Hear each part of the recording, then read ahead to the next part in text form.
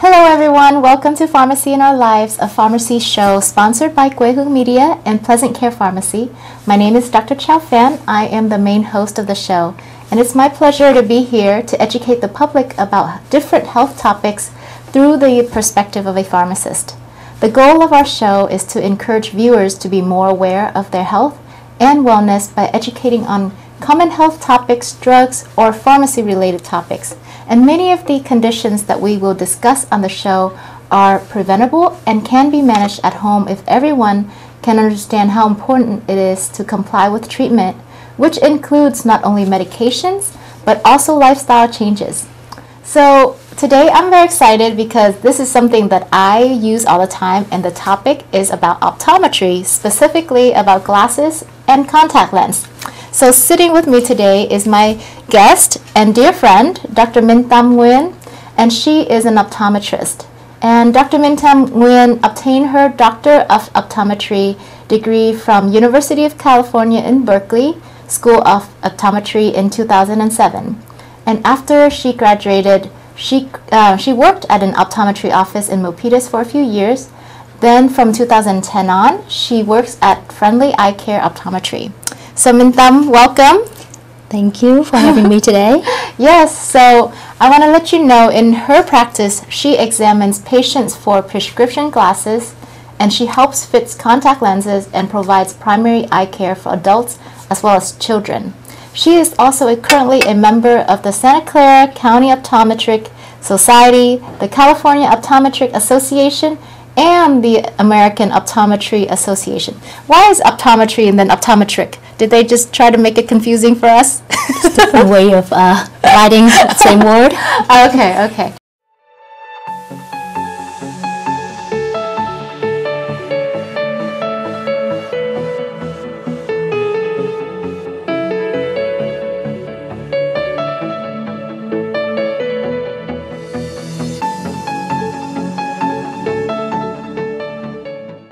So Minh Tam, I'm very excited because I wear glasses or sometimes contact lens too.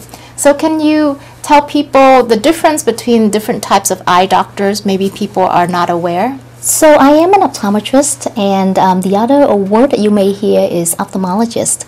So as an optometrist, my main job, half of my day is to help patients to get eyeglasses in their prescription or contact lenses in their prescription. Mm-hmm. The other half of my day would be involving in being more or less like a primary care doctor, where we would check up on the general health of your eyes.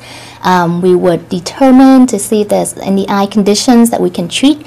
Common ones we can treat would be like infection, inflammation, or injuries to the eyes. On the other hand, an ophthalmologist spend majority of their day treating eye diseases and doing surgeries. That's a little part of their day that may be involved in prescribing glasses, but that is not their main task. Mm-hmm. Yes, that's very true. And I have to thank Minh Tam because she helped me help my son detect an eye issue that we had to actually take him to see an ophthalmologist, but because of her checking up on his eye condition. What was it that he had? Well, it's a retinal issue, and it wouldn't normally have no sign for the patient to know. Yeah, so it's important that we all go see an optometrist, right? Even though you don't need glasses, is that correct or no? What do you think? Because like I said, half of my day is involved in checking the health of your eyes. So you may not need any glasses, but then there can be eye diseases that can go undiagnosed, and it can cause permanent vision damage. I see. So do you recommend that they come and check up on their eye health like once a year, or how often? Minimum is once a year. If there are any other reasons, you may need to come in more frequently. Your doctor will tell you, but minimum to see an optometrist is once a year. Okay. And so, I mean, we all know the purpose of glasses are just to see better, but I'm sure there are many types of glasses, so can you tell us more about it? The most common way why people need glasses to help them to see. If they have a prescription, they can't see so well, they would need glasses.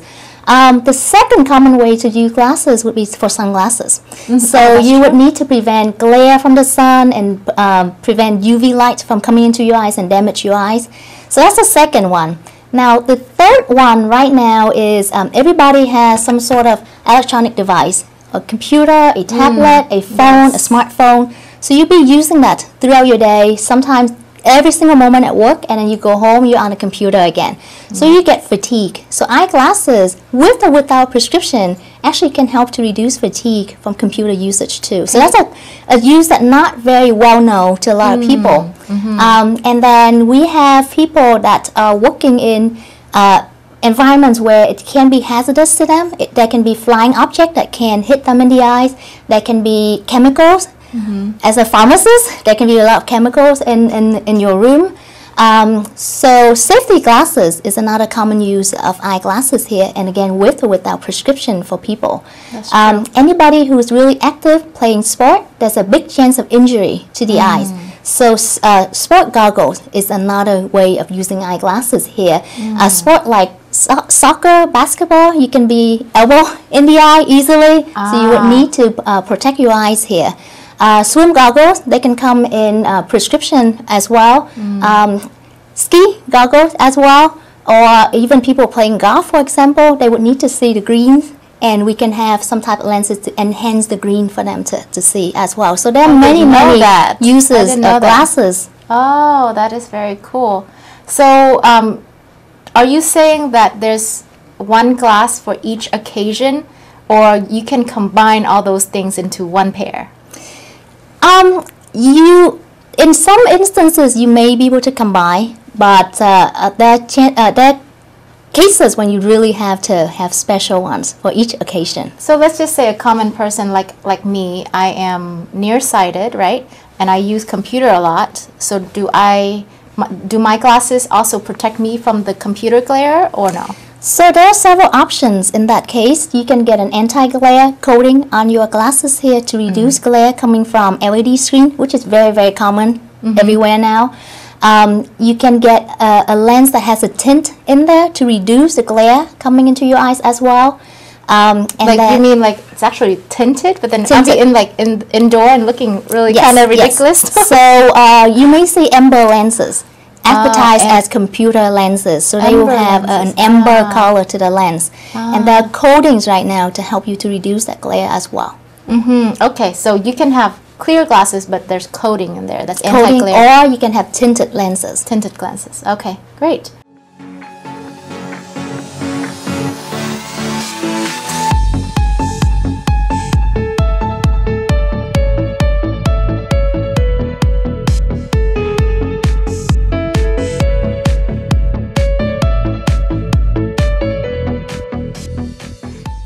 I wanted to ask you, how many types of prescription are there? I mean, of course, I know that, I'm nearsighted, but how many types are there? So there are 4 main types of prescription that I can prescribe for people. Okay. The first and most common is nearsighted. Yes. So as in the name, nearsighted, meaning you can only see near, you cannot see far away. Yeah, people get that mixed up sometimes. People do get it mixed up. Yeah. The second one is farsighted, meaning that you can only see far away and not near. That is by definition though. But if your prescription gets really high, even if you're nearsighted, you cannot see up close. Even if you're farsighted, you still cannot see far away. So it's just by definition, but it doesn't mean it applies to every single situation. Now the third one you may have is astigmatism. And this basically just means the front surface of your eye is not perfectly round. So it makes you it gives confusion when you try to look at letters that are similar, like a capital H and an M, and you may get those two confused. And the last one that you can have glasses for is called presbyopia, and this is the inability to see up close once you get past the age of 40. So this one actually gets confused with farsighted, and people would think that, isn't it farsighted? No, farsighted happens to any age. Presbyopia will only happen when you're over 40. Right. It's the age that causes presbyopia, right? Yes. Yes. So the higher, so then can you describe the how the lens, are they different with the different types of prescriptions? Yes. So when you go to an eye doctor, you get your prescription, and now you're outside picking out your glasses. The optician, the person that's helping you to pick out glasses here, would have to take you through different options to make your lenses. So first of all, for a nearsighted person, if you look at their lenses, it will be very thin in the center, and outward towards the edge where it's meeting the frame, it will be thicker. So on the picture, if you can look at the picture here, the first few rows will show lenses for nearsighted people. So it's really thick at the edges here. And the bottom rows will show you the lenses for farsighted people, which is really thick in the center, and it gets thinner as you get to the edge. So in general, the higher prescription you have, the thicker the lenses will be. And when just depends on where on the lens it is. Depending where, exactly. Yep. So when you make glasses, you do want to know which lens option is best for your prescription, and that's when you need somebody who's professionally trained to help you rather than making that decision on your own. You said someone, what's that person's name? Optician? Optician. Optician. Do they have to get like some kind of degree to become optician? Or? Some can choose to be certified optician, and some would be just trained to do the job. I see, I see. Because like, you know, in pharmacy, like pharmacy technician, they have to actually go to school, or they have to get like certified and pass a test in order to become a pharmacy tech. Depends on where you go. You may find somebody who's certified and somebody who's not certified.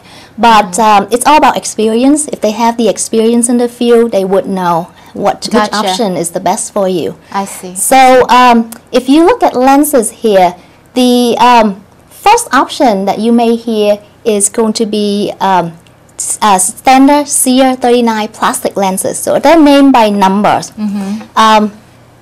With the CR39, these lenses are thicker, heavier, and they do not provide you with a full UV protection.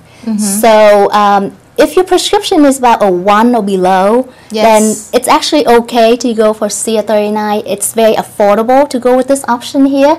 But if you wear this pair of lenses outside in the sun, there's no protection for you. So you can still get sun damage in your eyes here. Got it. Now, if your prescription is anywhere between a 1 and a 3, then you do want to upgrade to a polycarbonate material. That's it's the more name expensive, of it. though. It's more expensive as you go up the scale. But polycarbonate material will be thinner and lighter than the CR39.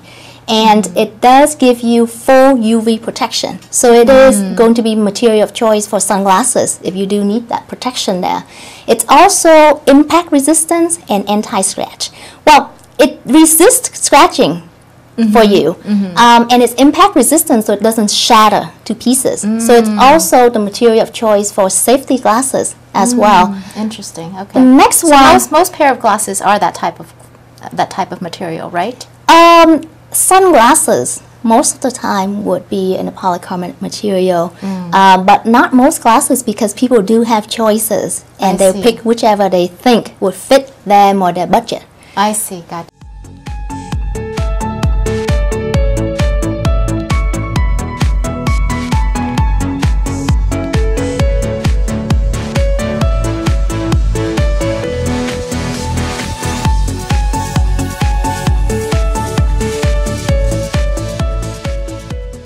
So if your prescription goes higher than a 3, from a 3 to a 6, then the next word you would hear from an optician is high index material. And again, they're named by numbers.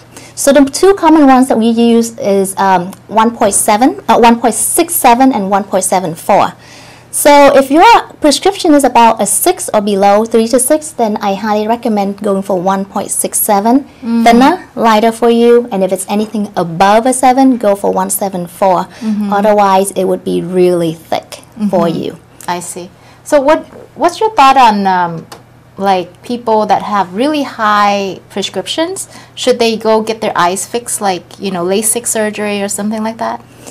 Well, you have to determine if you're a good candidate for a surgery procedure. So any surgery would come with side effects as well. So first of all, if you have really high prescription, what type of prescription is it? How is the surface of the eyes looking? With surgery here, it's altering the tissue on the surface, so you would need to know if you have enough tissue to be altered or not. If you're a candidate or not. Or not. Right. And then there are other eye diseases that may interfere with your surgery. So you do need to go through a very thorough evaluation to know. Do they have to go to an optometrist or ophthalmologist to find out? Optometrist can do the screening. It's called pre-op for you, pre-operative check for you to know if you're a good candidate or not. Okay. They don't have to go to an ophthalmologist. They can go to an optometrist or an ophthalmologist. Sometimes ophthalmologists and optometrists work together as a team, so paperwork can go quickly between one or the other, and testing can be done for the patient. That makes sense. That makes sense. My son, at 3 months old, he had really bad eczema. It was all over his face, his body. Sometimes at night, he would wake up and cry, and we would find him covered in blood from scratching himself. I took him to his primary care physician, an allergist, even a dermatologist, even trying naturopathic doctor. And through all those, most of the Western doctors, they prescribed to him steroid cream. And being a pharmacist, I know that steroid cream long term is not good for my son, so I don't want that to be his treatment forever. I tried really hard finding a solution for my son, and I couldn't find anything that really helps him and maintain his eczema.